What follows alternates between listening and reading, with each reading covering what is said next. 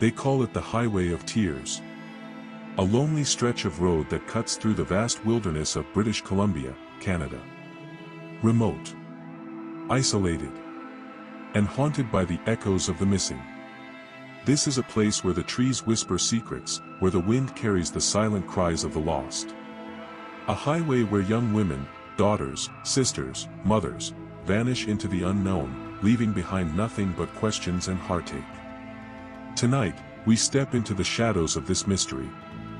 We retrace the footsteps of the vanished. We follow the path of those who left home, never to return. This is the story of Highway 16, the Highway of Tears. Part 1, Unveiling the Tragedy. For decades, this road has been a hunting ground for something dark, something unseen. It stretches 724 kilometers, from Prince Rupert to Prince George, a desolate corridor flanked by thick forests and towering mountains. Since the 1970s, countless women, many of them Indigenous, have disappeared or been found murdered along this route. Their faces stare back at us from faded posters, their names whispered in the prayers of grieving families. The cases are chilling, and the numbers are staggering. The exact count is unknown, but reports estimate anywhere from dozens to over 100 victims. Most shared common traits: they were young, often hitchhiking due to a lack of transportation, and they were vulnerable. And yet, despite the passage of time, most of these cases remain unsolved. Their ghosts linger, and their stories demand to be told. Part 2, The Case of Tamara Lynn Chipman. Tonight, we focus on one such story, a name carved into the long list of the lost. Tamara Lynn Chipman. It was September 21, 2005.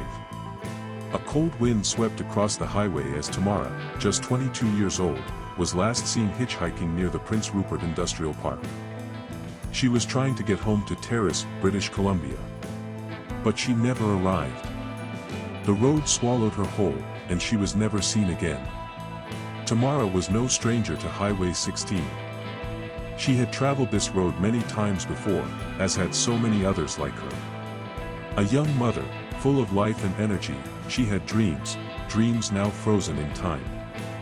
She was an independent and free-spirited woman, known for her fierce love for her young son, who was just 3 years old at the time of her disappearance. She came from the Gitxsan First Nation, a proud Indigenous heritage that meant everything to her. Tamara had a complicated past. She had faced struggles, run-ins with the law, and personal battles, but she was determined to carve out a better future for herself and her child.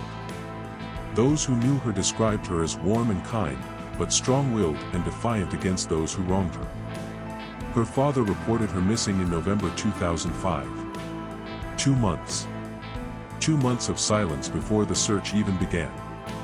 By then, the clues had faded, the trail had gone cold, and the answers had slipped through the cracks of time. Part 3, The Investigation Begins. When the authorities finally took notice, they were met with an all-too-familiar pattern. Another Indigenous woman missing. Another case that lacked urgency. A joint investigation was launched by the Terrace and Prince Rupert RCMP, but like so many before, it hit a wall of dead ends. They retraced her steps.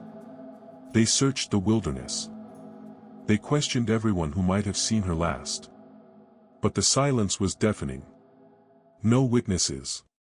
No evidence. No leads. Just a girl who had walked into the mist and never come back. The investigation relied heavily on potential witnesses who may have seen her that day. Several truckers who frequently traveled Highway 16 were questioned. Some remembered seeing a young woman on the roadside, but none could confirm if it was Tamara. Others claimed to have picked up hitchhikers around that time but could not identify her. Police searched records, hoping to find any indication that she had checked into a motel, used her bank card, or contacted anyone, but there was nothing. And then came the questions. Was she taken by someone she knew? Was a predator lurking in the shadows of the highway? Or was she simply another name swallowed by a system that had failed so many before her? Part 4, The Dark Pattern. Tamara's case was not an anomaly. It was part of a horrifying pattern. Indigenous women had been disappearing along this highway for decades, and time after time, the cases went unsolved. Was it neglect?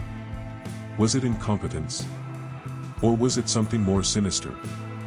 The Highway of Tears had become a hunting ground for predators who knew the land, who understood the weaknesses of the system, and who relied on the silence that followed each vanishing. The families cried for justice, but their voices barely reached beyond the trees. Too many times, the blame was placed on the victims. She was hitchhiking. She was troubled. She ran away. Excuses. Excuses that let the real monsters roam free. Part 5, Theories and Suspects. Over the years, theories have surfaced. A number of men have been suspected, some convicted murderers who may have had ties to multiple disappearances. Bobby Jack Fowler, a drifter with a violent past, was linked through DNA evidence to the murder of at least one Highway of Tears victim. He died in prison in 2006, taking his secrets with him. Others, like Cody Leachbokov, Canada's youngest serial killer, and Gary Taylor Handlin, have been investigated for possible connections. But the highway keeps its secrets well.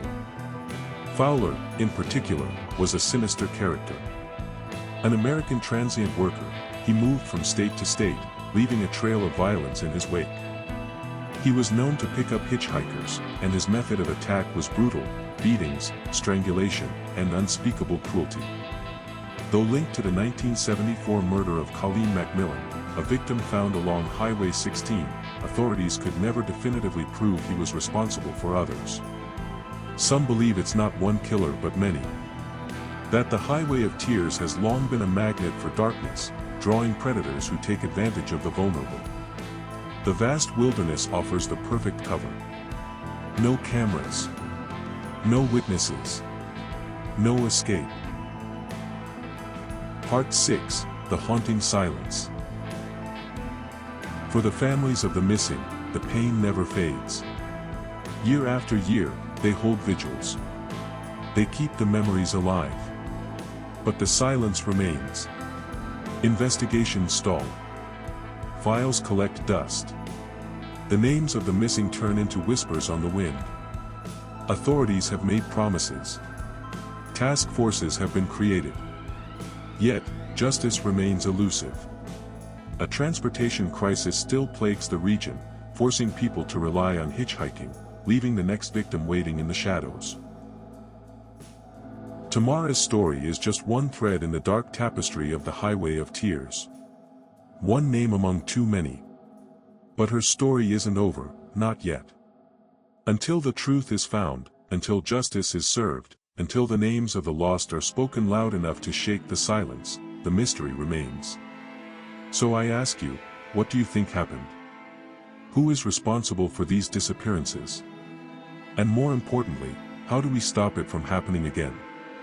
If you believe these stories need to be heard, if you want justice for Tamara and all the others who vanished, like this video, share it, and subscribe. Together, we can bring light to the darkness. Until next time, stay safe. Stay vigilant. And remember, some roads are more than just highways, they are graveyards of the forgotten.